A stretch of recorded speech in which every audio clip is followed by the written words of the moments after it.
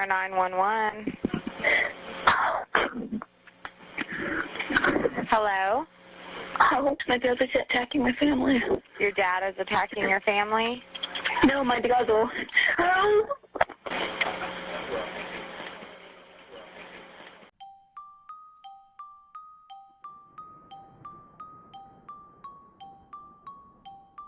I tried to stab mom. You stabbed your mom? When she was walking away, I tried to go for the neck, but, Is that when you cut yourself then? yeah, I think right after that. Where did you stab her? I tried to go from behind and cut her back. Did you cut her? I think so, yeah. Yeah. Columbine and James Egan Holmes. James Egan Holmes is a guy that shot up the theater. In Colorado? Yeah, he killed 12 and, Wow. How many were killed in Columbine? Columbine, I don't know, like 15, I Okay. think. Did you guys have a goal? Did you have a number? He just wanted, I think he wanted to kill like 50. Okay. I don't have a goal. He just wanted to be famous. What did you want? Me? You keep talking about what he wanted. What did you want? Team coverage this evening. One of the brothers accused of murdering his 5 family members in Broken Arrow. 5 members of a Broken Arrow family murdered. One member of the family, a 12-year-old girl, survived and identified her brothers as the killers.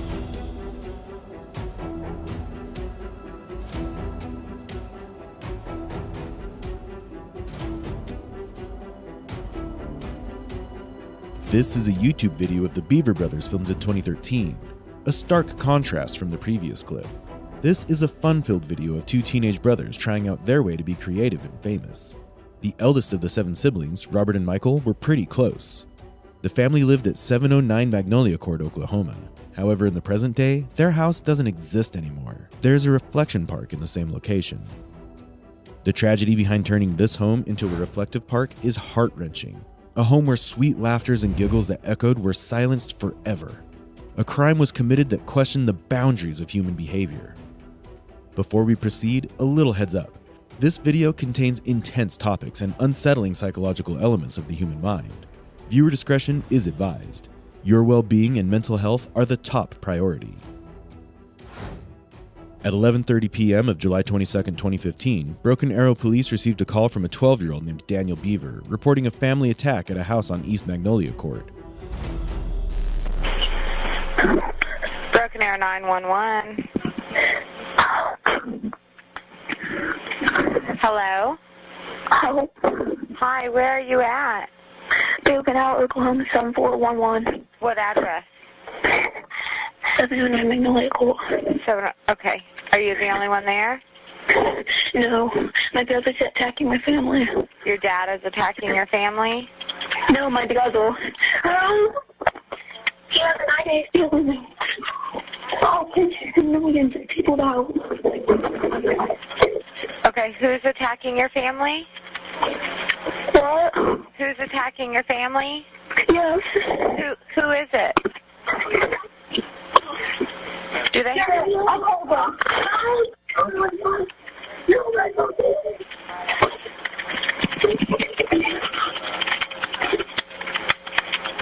Are you there? Hello? These were Daniel's last words, as just after the call, he was stabbed 21 times by his elder brother, Michael. Upon arrival, they discovered 13-year-old Crystal with multiple stab wounds, who identified her brothers, Robert and Michael, as the killers. Tragically, 5 members of the Beaver family, including the father, mother, and 3 siblings, were found deceased. The youngest sibling, 2 years old, Autumn, was found unharmed, sleeping in her crib. Michael Beaver, aged 16, and Robert Beaver, aged 18, were discovered hiding in a wooded area behind their family's residence, allegedly covered in dirt and blood. Both were subsequently arrested post-midnight by K-9.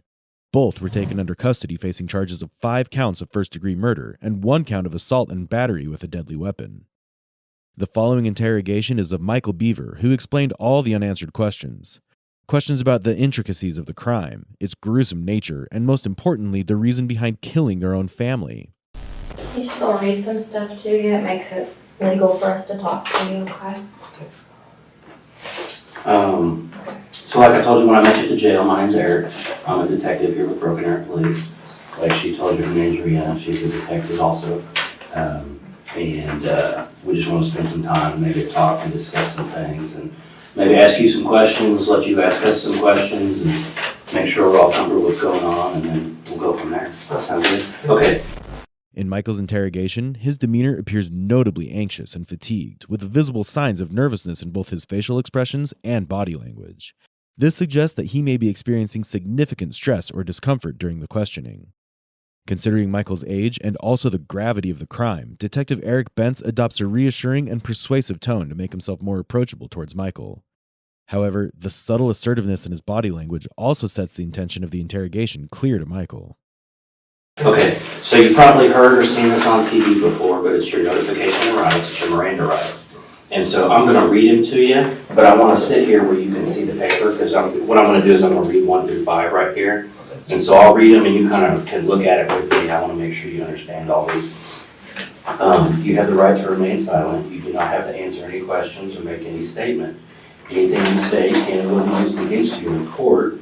You have the right to talk to a lawyer before we ask you any questions, and you have the right to have a lawyer with you during questioning. If you cannot afford a lawyer and want one, the court will appoint one for you before you are asked any questions. It's hard to read it sideways. If you want to answer questions now without a lawyer being present, you may do so. You have the right to stop answering questions at any time. So you understand what those are saying? Basically, if you want an attorney, just tell me. If you don't like any of the questions I ask, just tell me to stop. If you get uncomfortable, we'll stop whenever you want. Kind of, you're in control. Does that sound good? Sounds good. Okay. So what I want you to do is I'm going to read this waiver to you right here, and you look at it as I read it to you, because I'll make sure you understand it. It says, I have read the statement of my rights shown above. I understand what my rights are. I'm willing to answer questions and make a statement. I do not want a lawyer present at this time. I understand and know what I am doing. No promises or threats have been made to me, and no pressure of any kind has been used against me. So if you agree with that statement that I just read to you, that you're looking at, if you'll sign right there for me. I don't know how well I can do my signature, but Yeah, just whatever you can do the best. Okay, that's all we need. So you put high school for your formal education, Yep. And are you presently on any drugs or medication? You answered no. Are you under the influence of alcohol? You answered no. And you do read and speak English, obviously, you put yes. Yeah. Sound good? Okay. Do you take any prescription medications? As Detective Bentz reads out Michael's rights with patience, Michael responds with frequent head nods and direct eye contacts, suggesting that he wants to actively engage and cooperate throughout the interrogation.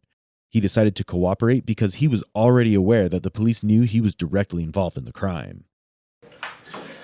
Well, man, I'm just kind of got thrown into this, so I was hoping maybe you could kind of just go back at the beginning when all this started and kind of tell me what happened, because I need kind of the details so we know and understand what you went through and stuff. okay, so at the very start.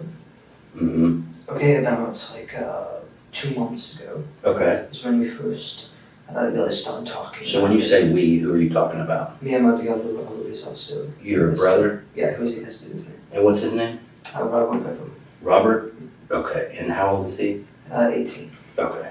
All right. Go ahead. Sorry. A couple months ago, I think back to the start of this year, we started talking about voodoo and rampage and stuff like that. Okay. And I didn't take it seriously at first, but then he started buying like body armor and stuff.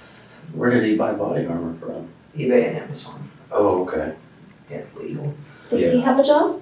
He did at Mike Tech. He quit at the start of the year.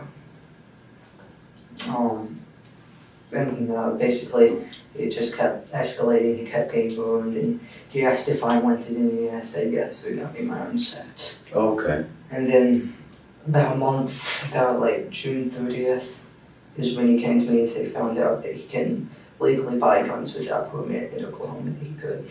Okay. And that's when he started planning. Michael's response to the first question related to the crime, marked by a deep sigh, suggests a degree of emotional weight or hesitation. As Michael continues to describe the planning of the crime, there is a noticeable shift in his voice and posture. His voice becomes clearer, and there is a hint of passion, which suggests that he is becoming more emotionally invested or engaged in sharing the details of the planning. Okay. or something.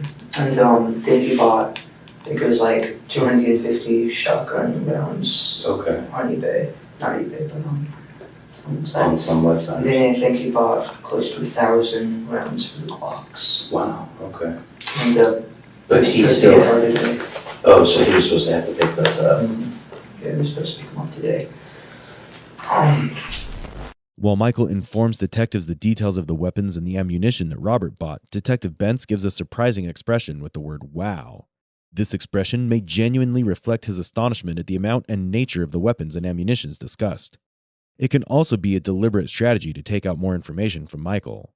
By expressing surprise or amazement, the detective is probably attempting to create an atmosphere where Michael feels encouraged to share additional details. In this case, the response is quite spontaneous, and thus it's most likely that the detective is surprised more than strategic. So then how, so he was buying weapons because you guys had talked about murdering. Yeah, and he started planning it. Okay. And I went along with it because I just figured out the way I thought I wouldn't want to do it. I very quickly learned tonight that I didn't. Okay, that you didn't want to do it? I don't want to do it. I didn't, just because I didn't kill anyone. Okay. I stabbed someone. Who did you stab? My younger brother, Christopher. Christopher. How old's Christopher? 9, I think. What did you stab him with? My knife. What's your knife look like? It's green, kind of like camouflage, honestly, not with. On where your hand goes or where the blade is? It's camouflage? Yeah, it's all camouflage. Oh, the whole thing? Yeah. How big is it? Show me how big it is. I think it's about this big. Okay. Mandible. So what was Christopher doing when you stabbed him? He was laying on the bathroom floor. Robert was also stabbing him. Robert asked me to go over and help him. So I stabbed Christopher and then, Where did you stab him? side of the neck. Really? Okay. You okay? Yeah. You okay? Let me know if you need a break or anything, okay? I'm good. So was Christopher still alive when you stabbed him? Yes. What was he saying and doing? He was just screaming. Screaming. Did you say he was in the bathroom? Yeah, I was next to the toilet. Michael in this section admits his direct involvement in the crime by confirming that he stabbed Christopher, one of the victims. This confession is a significant development in the interrogation. Although Michael's statement that he didn't mean to kill Christopher suggests a complex emotional response such as remorse or regret for his actions need to be considered. Additionally, Michael looks visibly uncomfortable while explaining the details of how he stabbed Christopher. It suggests that saying these details out loud may be emotionally distressing for him, and he may be struggling to confront the reality of his actions. So, you know. Why did he want to do it? Kill people? Yeah. Well, mainly 2 reasons, I think. It's, because he just, he says he hates everyone. He thinks society is pointless, and so he wanted to kill people. Now, And also he wanted to, beat the kill, amount of other famous people like Columbine and James Egan Holmes. Okay. Did you kind of feel that way too? Like when you guys were talking earlier, Yeah. Do you have a problem with society too, you think? No, I just... Or you were just more like the number of people getting killed was kind of interesting and exciting? Yeah. Okay. Here, Michael initially confirms the inspiration for their violent plan to Robert's hatred for society and its insignificance. A notable contrast is evident when Michael is asked if he shares the same feelings about society as Robert. He confesses that his primary fascination was with the number of people they could kill and that he didn't have a strong concern for society. This reveals that the two brothers had their individual motivations and priorities. Michael's response offers insight into his mindset, revealing a disturbing fascination with a potential scale of violence. This may be indicative of a detached or disturbed perspective of reality, potentially tied to psychological factors. So, because you mentioned a couple names are those like serial killers or something? Well, like Columbine? Yeah. Columbine and James Egan Holmes. James Egan Holmes is a guy that shot up the theater. In Colorado? Yeah, he killed 12 and... Wow. How many were killed in Columbine? Columbine? I don't know, 15, I Okay. think. So did you guys have a goal? Did you have a number? He just wanted, I think he wanted to kill 50. Okay. I have a goal. So so as the planning goes, tell me what plans you started making and coming up with. Well, originally, I think kind of stayed steady throughout the month. Is we went to kill everyone at the house first, Okay. and then wait for all the packages to show up over the weekend. And then we take the Yukon and we drive out of state with the guns and start killing, rampaging. Did you know where you were going to drive to? Towards Washington. Washington State or DC? Washington State. Okay. Washington State. Why would you go to Washington State? It's kind of the direction. Michael reveals that he and Robert drew inspiration for their violent actions from the violence perpetrated by infamous serial killers like James Holmes, who killed 15 people in a Colorado theater, and the Columbine High School shooting by Eric Harris. This admission highlights their influence from real-life individuals who committed heinous crimes. It indicates a desire for notoriety or a distorted sense of being famous. There is a potential chance that their detailed planning and obsession was due to this external influence. From the interrogation that we've covered earlier, Aaron Ybarra also drew his inspiration from Eric Harris.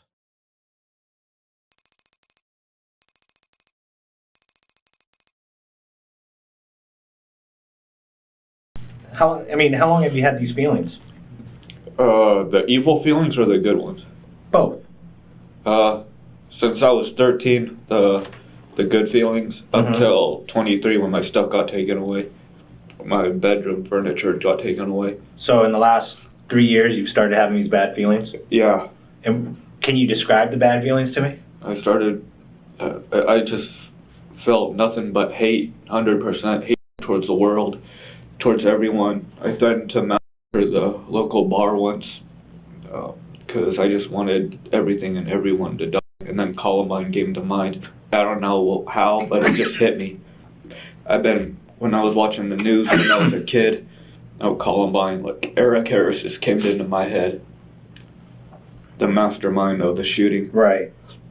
And I kept identifying with him ever since the past 3 years. Because he just made everything so exciting. He made hate so exciting. An outright example of how this news has a negative influence on teenagers. So then kind of what happened is, you guys started getting all that stuff together and Yeah. throwing things away. And Yeah, and we doing all the packages and the holsters, outlaws, all that stuff was going to get from Amazon. And so we set a date. So was the plan to use the knives at first on the family? Use the knives. Because the guns weren't going to be here till later on? Yeah, and the guns would be too loud. Oh, I see. So going to use the knives on the family, which obviously did not go as planned. Yeah. Thank God. Yeah. I just saw the red swords right now. Like, we didn't put more people. I did. Yeah. So then you picked a date, you said? Yeah, which was yesterday night. It was the date. Did you pick a time and everything? Yep, midnight when most everyone was in bed except for Mom. So how did you guys know? He just came and got you, or you got him, or what did you guys do? We were hanging out in the bedroom waiting. Okay, and so... How'd you pick the date? It involved with the packages and stuff we have. Because, all the ammunition, he didn't want them to see that. So we killed him the day before the ammunition got held, the day after we moved. Do you guys not like your mom and dad? Most teenagers don't like their parents, so I can understand that. Yeah, Mom was okay, but Dad was a little bit, Just a little bit too much. Yes.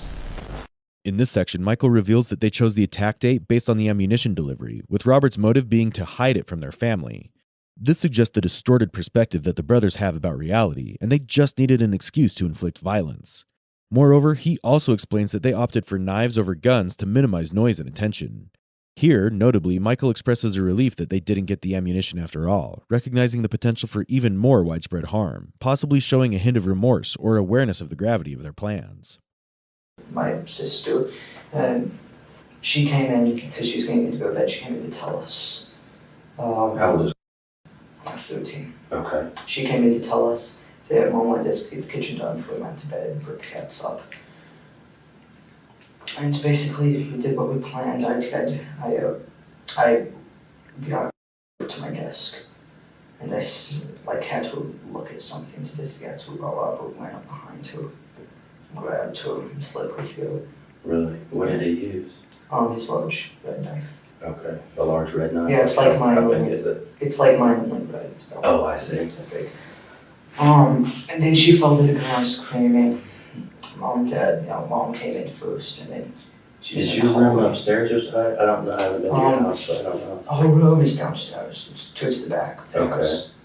And so she fell down and started screaming. Yeah, well, I kept stabbing her. I kind of freaked out because, Mm-hmm. I wasn't planning on this. Were you saying anything, or, I mean? I just stood there. Okay. And then Mom came in yelling, call the police. And then he went over and stabbed her. Then he stabbed her? Yeah, he probably stabbing her, pushed her, further down the hallway. And got up and ran. Okay. She ran out the door. Okay, so she sat down at your desk, and he slit her throat, you said? Well, she was standing at my desk and Oh, I came up see. behind and slit her throat, and then she fell down screaming. And then he stabbed her some more? When he was stabbing her some more, where was he stabbing her? Her neck. Oh, at her neck? Her neck and stomach. Stomach, okay. And then my mom came in and she started yelling, call the police, get Dad. And then he came over and started attacking her. He actually got up and ran out the front door. Wow. And once Mom was on the ground, he got up and started chasing after her. And what were you doing? Standing Did you come out in the hallway? No, I was just standing in the room. And the process, I don't know what I was doing. Michael shows visible signs of discomfort during his explanation of the first attack initiated by himself and Robert on his 13-year-old sister. Restlessness, along with deep and heavy breaths, suggests that recounting the details of this violent act is emotionally distressing for him. Detective Bentz, on the other hand, adopts a composed and steady demeanor throughout this time. His questioning and cross-questioning are aimed at gaining insights related to the psychological factors that drove the two brothers to commit such a heinous act. So he stabbed your mom with the same knife? Yep, same knife. And where did he stab her? I think in the neck too. Okay. And no, actually, he stabbed her in the neck, pushed her into the kitchen, and then together. So with her, she started screaming, ran into the family. At the same time, he realized and left the house. Okay. I ran over and disabled the alarm. Okay. That's what I did. And then Where's the pad for your alarm? It's not the front door. It's what? It's now the front door. Near the front door? Yeah, and so I went over and disabled the alarm so it wouldn't, But has she already gone outside? She went outside and then Robert went after her. So where did she? She was laying in the driveway and he took her back, the bench, front yard, and started choking her. On the bench out front? Yeah, it was like a little bench, and he threw the bench on her and went back inside to go after the little kids. Did he bring her in, or did she stay out there? She stayed out there until he asked me to bring her in. I ran out. I had to go her inside. That's why she was in the entryway. I had to go her inside. Oh, you brought her back in. Yeah, She's still alive? Yeah, she was still screaming. And then that's about the time Dad came down. Okay. Because his bedroom's upstairs.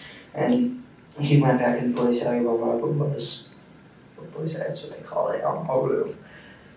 And they started attacking Dad. They got a little bit of a fight, but then eventually Robert got him down and I think he killed him. Did he cut his throat too? Michael's quick response to questions without much hesitation may suggest his eagerness to get done with this conversation as soon as possible because he was slowly getting more and more uncomfortable. Detective Bentz recognizes Michael's discomfort and employs a calm and reassuring tone in response. By adjusting his tone and demeanor, he attempts to convey understanding and empathy, emphasizing the importance of discussing the details.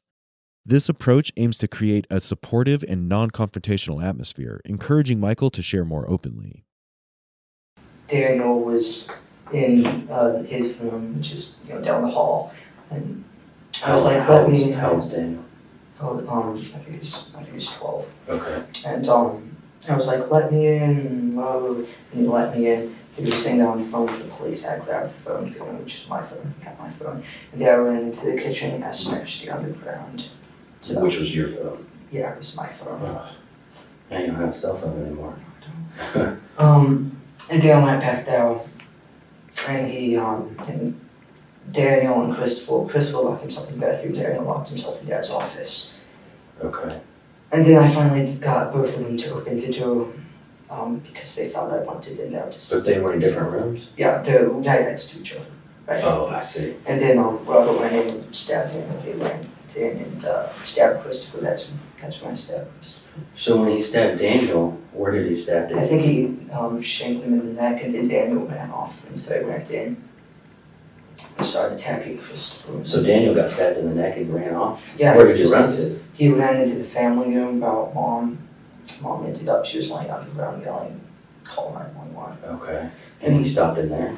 Yeah, he collapsed in there, and then Margot came in and started stabbing him in the chest. Oh, I see. And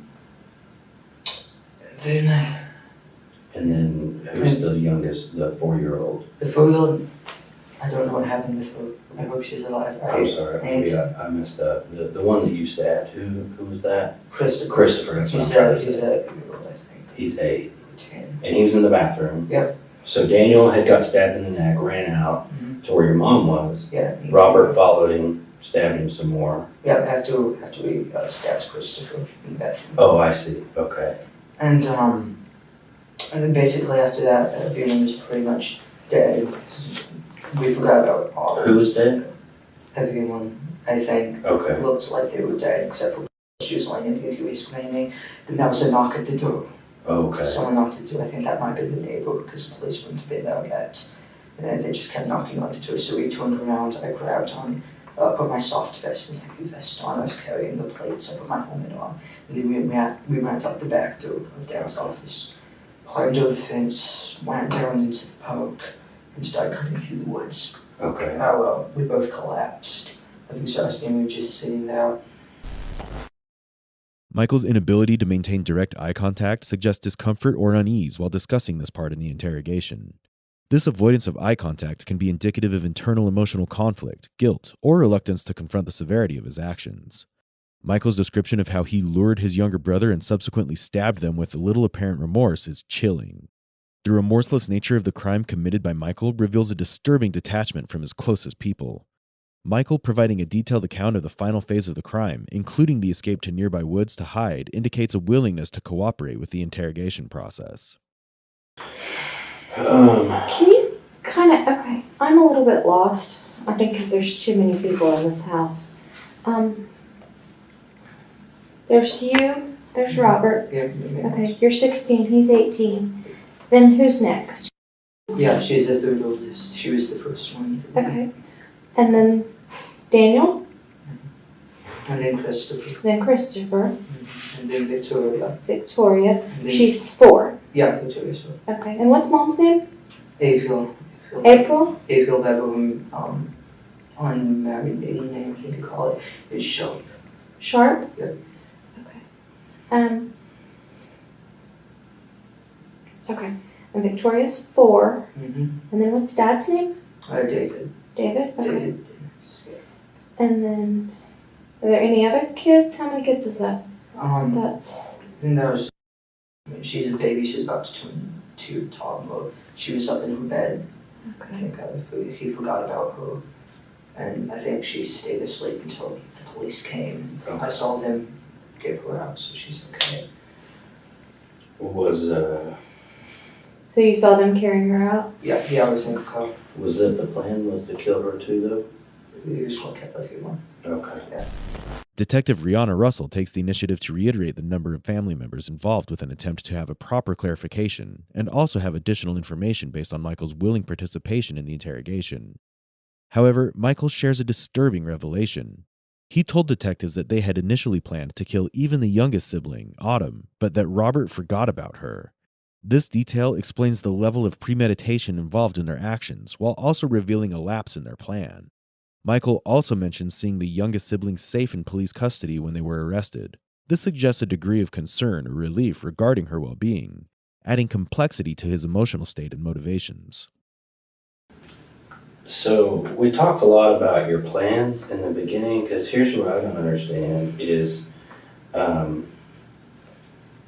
as you and Robert are kind of planning things out, I mean, because you seem like a really smart kid, and that you kind of, I mean, it seems like you had some pretty detailed plans. You guys had good equipment and weapons. And it seems to me, and tell me if I'm wrong, but I would think that as you guys planned this out, you had maybe more specific plans, like Robert was going to kill this person, and you were going to kill. So who were you supposed to kill? I was supposed to take my pistol crossbow. Who was supposed to shank his, she was supposed to die quietly. Yeah, she was going to be the first one, she was. And then Robert would go in, slit Mom's throat, push her over with him, and both go in and kill and Victoria. Because it was supposed to be like quiet, right? Yeah, it was supposed to be with it. And then I would go upstairs and shoot David, Dad, and the guy with my pistol crossbow, which would kill him. And then Robert would go over and kill him. Okay. In this part of the interrogation, Detective Bentz seeks to extract detailed information about the attack. A subtle yet significant observation occurs when Michael, in the course of describing Robert's actions in their father's room, uses the name David instead of the more familiar Dad. Although it's not an uncommon practice in Western culture to call parents by their name, but it is not appreciated either. This choice of terminology suggests a notable emotional disconnect between Michael and his father. The use of the father's first name rather than the affectionate or familiar term might imply a certain emotional distance or detachment from his father. This potentially shed light on their family dynamics, as David was quite strict with his children, and the kids were mostly homeschooled and did not do much social interaction as well. So, who all died? Who do you know died for sure? Like, what's the count? How do we know? I don't know. Okay. Who do you think died? Dad, Mom, Daniel. That's about all I know because I saw them. And Daniel's the one that you stabbed? No, Chris was the one I stabbed. Daniel's the one he went in and stabbed him in the lungs. And he was in the living room with Mom. And Christopher, you stabbed him in the neck. Yeah, he was in the bath, you know. So was he still making noise when you left, or how did that go? Yeah, he was still yelling when I left. I don't know if I killed him. I think he might have been alive, because later I came back and the door was shut and locked. I tried to kick it down. Okay. Just had those holes in that door now. So. You kicked it down? I didn't kick it down. Okay. I just got it too. Nobody kicks it down. Oh. It stayed intact. I don't know what's in there, if he's still alive. Did you, because here's what I'm seeing happen.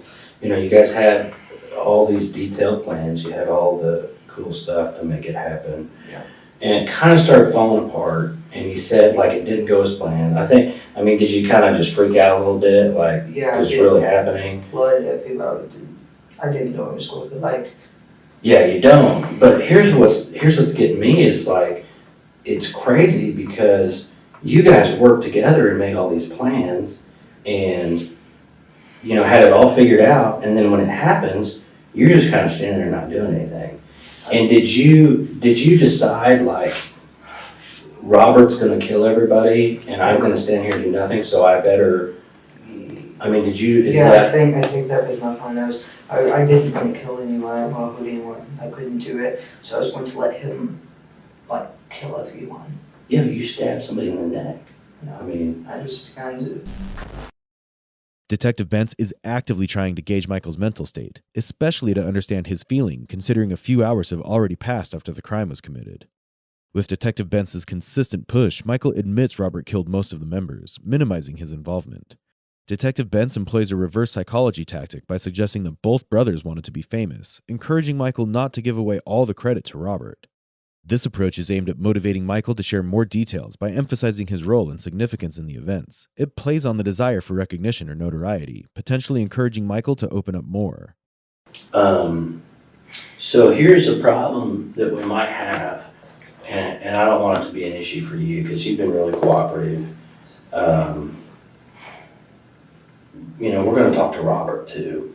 So he's going to give us his version of the story, and you know, sometimes they're going to be different. So, is there anything that you kind of didn't quite tell me right, or you changed a little bit, and now that you understand that Robert's going to tell me everything?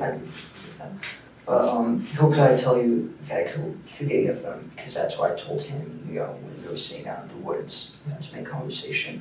But, you know, forensics will show you how they said Christopher. What 3? What do you mean you told him? So you told him you killed 3 people? Yeah, I told him, because he asked me how many did you get. I said 3. Did you tell him who you got? No, I just said 3.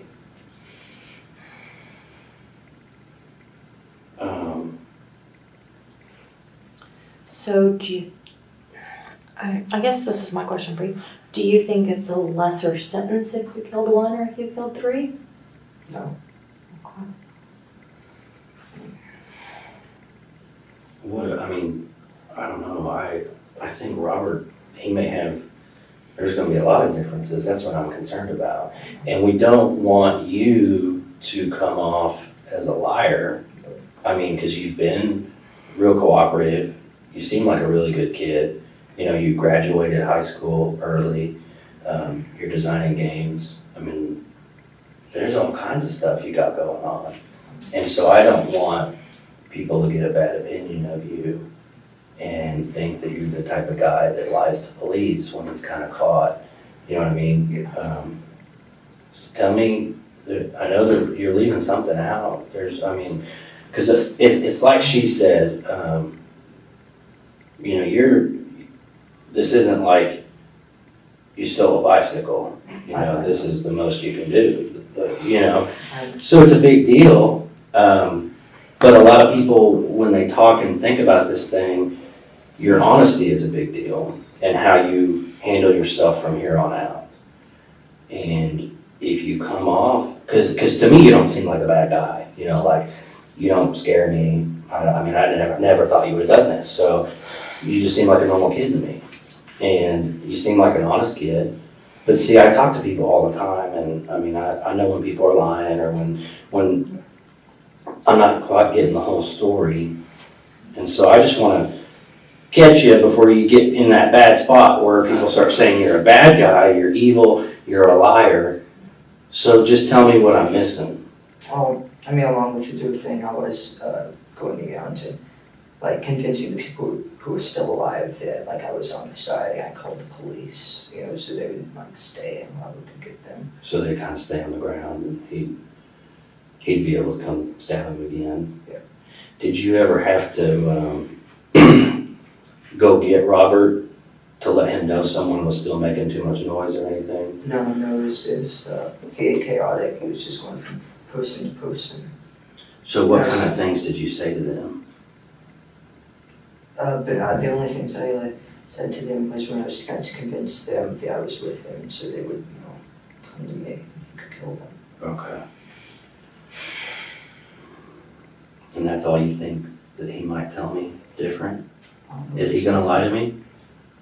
I don't know. I don't think he would lie because I'm pretty sure the only reason he's like he let himself get arrested and it's not like getting a major shootout and dying from the police is because he wanted to see the aftermath. So I don't know his I see. In this interrogation section, Detective Bentz informs Michael that Robert will also be questioned, stressing the chance for Michael to correct any inaccuracies. Despite this, Michael remains composed, answering with confidence through direct eye contact and frequent head nods. He acknowledges the possibility of Robert lying about Michael's involvement due to an obsession with assuming full responsibility, offering insight into their motivations. Detective Bentz's transparent approach, mentioning Robert's interrogation and the consequences of falsehoods, seems effective in encouraging Michael's cooperation and truthfulness. So you think he may kind of just tell us what happened too? Okay. Did you guys talk about being on the news and getting to see each other on TV and stuff? Yeah. What kind of things did you say and talk about? Mostly about how we were planning on killing more people. Yeah. From the top. And we would become famous. We get on Wikipedia lists. Oh, okay. People. That'd be a big deal, yeah. I mean, do you think they might even make a movie or something, or a TV show? I don't know about a movie or TV show, but... Did you guys talk about that? Yeah, definitely documentaries and stuff. He just wanted to be famous. What did you want? Me? You keep talking about what he wanted. What did you want? No, I just wanted to get my lawyer's program, get a job. But I mean, your big brother's telling you he wants to be famous, and you guys are making these plans. Surely you want some of that fame too, right? Yeah, I do want to do it with him because, like, he's going to do it no matter what. He says if I don't do it with him, they'll just kill me too, or leave me there. So, Michael shares significant information here about his intention to kill his family. He discloses that Robert insisted on his assistance with the attack, emphasizing Robert's active role in planning and executing the violence. Michael goes on to explain that Robert intended to kill all family members anyway and threatened to kill Michael if he didn't comply and join in. This revelation highlights the intimidating and manipulative tactics employed by Robert to ensure Michael's participation in the violent acts. Given the strong bonds between the two brothers, Michael's choice to participate in the violence can be seen as a survival instinct. However, there is no denying that Michael had opportunities to stop Robert, as he mentioned in the beginning that they were planning for this for 2 months.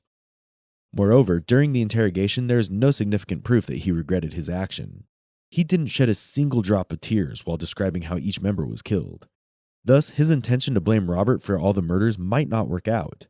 Although Michael's disclosure of Robert forcing him to join in could potentially provide him with some benefit of doubt in the legal proceedings.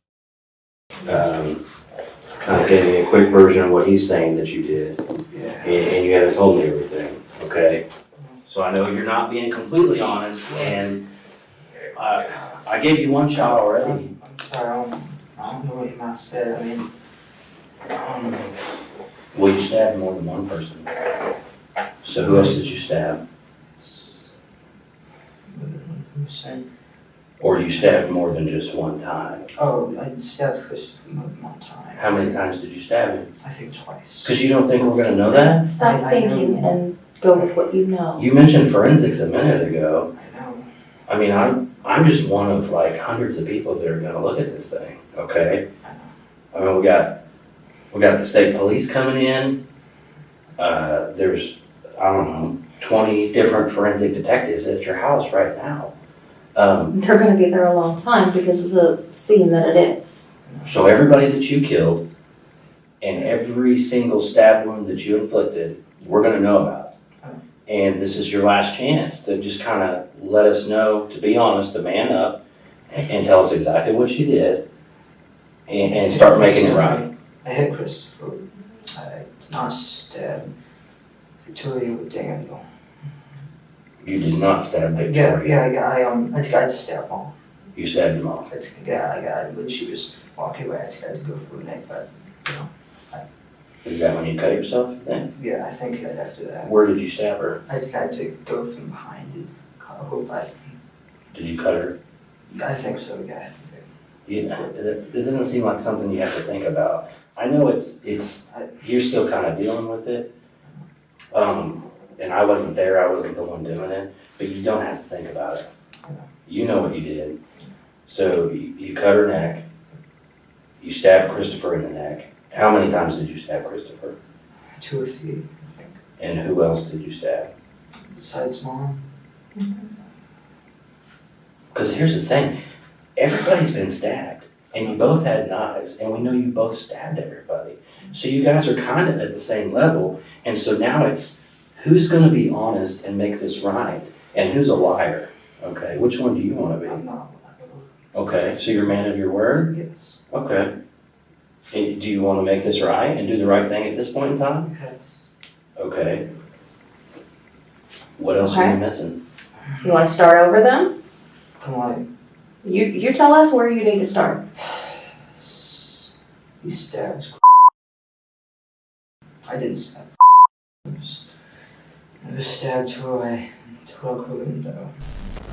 Detective Bentz's direct confrontation with Michael about his role in the crime creates a pressure on Michael and a sense of urgency to address inconsistencies in his previous statements. Michael's nervousness becomes apparent in his facial expressions as he faces this confrontation. With forensic evidence and Robert's confession, Michael's defense finally starts to crumble. This shift in his narrative is a response to the change that Detective Bentz made in terms of the intensity of his assertiveness in addressing Michael. You only stabbed your family because they were in the way? Towards the bigger plan? Well, the reason we was trying to kill family is, they were in the way and, higher count. That's parallel. Just to start off with a big count. So is this all a game? This higher count, I'm confused. Is this a game? It's more like trying to become famous, trying to get, set a record. Did you, now, because you said this yourself, you told Robert you killed 3, and so now we're stuck at the point where you've told us you stabbed Christopher and your mother. Is there one more person that you stabbed and you didn't mention earlier? No. Okay. I can stick to my one that I ain't stabbed anybody else, but this one nothing. How do you feel about what you've done now? I didn't like it the minute it started. How do you feel about your mother? I mean, I mean, you watched her get stabbed, you cut her throat yourself, and you watched her bleed all over the place and scream. How does that make you feel? No, I don't think about it. You don't want to think about it? And Christopher, your little brother, I mean, you stabbed him in the neck. What has he ever done to you? Nothing. So he's just a number. Yes.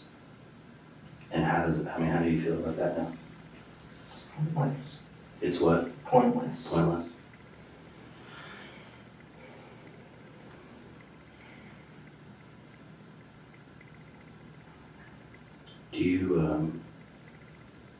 Would you be willing to write us a statement kind of explaining what we just talked about? Yeah. Kind of starting at the beginning. Like this. Like, Paper. I don't know if I can get that low.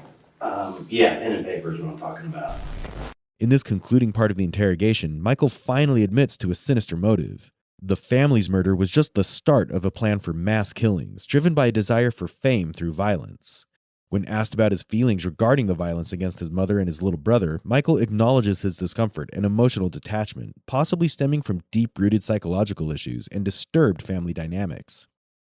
He also reveals that at the time of the crime, he dehumanized them as just numbers in order to get famous, but now he recognizes the pointlessness of it all, hitting at a sense of regret. Although 3 years after the crime took place, Michael received his court verdict on May 10, 2018. The jury, after more than 5 hours of deliberation, found Michael Beaver guilty of killing his parents and 3 younger siblings, as well as attempting to kill his then 13-year-old sister, who survived and became a key witness for the prosecution. The verdict was delivered based on the testimonies provided by Crystal Beaver and a wealth of evidence, including the interrogation footage. When Judge Sharon Holmes read the verdict, it had a profound impact on those present in the courtroom. Many of the jurors openly wept as the verdict was announced. Michael, upon hearing the verdict, fell to the floor and had to be assisted back into his seat by a sheriff's deputy. This dramatic moment marked a significant turning point in the legal proceedings surrounding the tragic case. Robert Beaver ultimately pleaded guilty to all charges and received a sentence of life imprisonment without the possibility of parole. Michael Beaver's trial commenced on April 16, 2018, and he was sentenced on August 9, 2018 to life in prison with the potential for parole. This case left a deep trauma in the hearts of the people of Oklahoma, particularly within the Broken Arrow community. The gruesome nature of the crime made neighbors uneasy and disturbed by the sight of the property. It served as a daily reminder of the tragedy, turning a once vibrant family home where children played into a place haunted by dark memories for all who bore witness to it. Consequently, the city council made the decision to transform the property into a reflection park. As the city councilor, Mike Lester, expressed it, this place is a place that nobody wishes to remember, but one that nobody can ever forget. The park was an attempt to bend the perspective and create a positive narrative as a closure for this case. As we conclude this harrowing case, we are left with a profound sense of the impact that violence and tragedy can have on a community. The transformation of a once happy family home into a haunting reminder of the past serves as a stark reminder of the fragility of our lives and the enduring power of memories. As we reflect on this case, it prompts us to ask some challenging questions. Did the Beaver brothers consider the consequences of their plans? Did Michael kill his little brother Christopher and his mother just to save himself from Robert? Or did he have personal motivation in terms of gaining fame? How does a community heal from such deep wounds?